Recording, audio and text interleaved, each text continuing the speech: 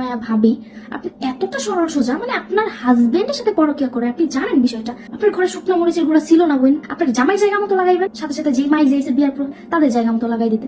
ইমরানের বিপক্ষ হয়ে পিরিয়ার পক্ষ নিয়ে ফেসবুক লাইভে কথা বলল শর্মিলা।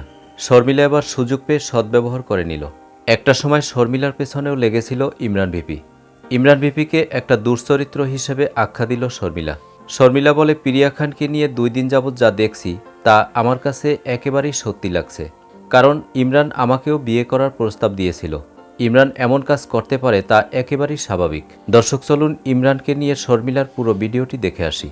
বাংলাদেশের আইন অনুযায়ী 1860-এর 497 ধারা অনুযায়ী কোনো পুরুষ যদি তার ঘরে বউ বাচ্চা রেখে কোনো নারীর সাথে শারীরিক সম্পর্ক তৈরি করে, সেক্ষেত্রে সেটাকে পরকীয়া হিসেবে ধরা হয়। তো আমি বলবো যে সকল আপুরা হচ্ছে সংসারী আপুরা বুঝতে পারেন যে তার হাজবেন্ড পরকীয়া করতেছে, তখন কিন্তু তারা আপনারা আইনি ভাবে হাজবেন্ডের বিরুদ্ধে পদক্ষেপ নিতে পারেন। এর মধ্যে আমার কথা মানে আমি সুমাইয়া আপুর বিষয়টা নিয়ে কথা বলতাম, যে ইমরান তালুকদার আর সুমাইয়া বলতাম, না হলে বলবো এখন। তো হচ্ছে দেখলাম যে শুনলাম যতটুকু যে ওই প্রিয়া নাকি ওই মেয়েটা তার মাকে নিয়ে সুমাইয়া আপুর বাসায় গেছে বিয়ের প্রস্তাব দিতে। মেয়ের মা বলতেছে, কি করবা মা, তুমি তো আমার মেয়ের মতোই, তুমি হচ্ছে মেনে নাও, মেয়ের সাথে তোমার হাজবেন্ডকে বিয়ে দিয়ে দাও। আমার কথা হচ্ছে সুমাইয়া ভাবি আপনি এতটা সরল সোজা, মানে আপনার হাজবেন্ডের সাথে পরকীয়া করে আপনি জানেন বিষয়টা।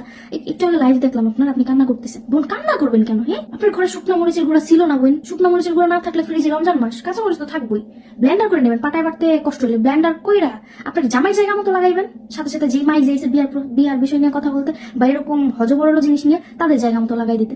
প্রত্যেকটা আপুদেরকে বলবো যারা হচ্ছে এইসব হ্যারাসমেন্টের শিকার, সংসারের ভিতরে অশান্তিতে ভুগতেছেন, তারা যখনই কোনো মেয়ের সাথে আপনার হাজবেন্ডদেরকে পরকীয়া না সন্দেহ করবেন, ঘর থেকে কাঁচা মরিচ, শুকনা মরিচ, জাপান বোম্বাই মরিচ লই নেবেন। চিনেন বোম্বাই মরিচ? চিনেন নাগা মরিচ?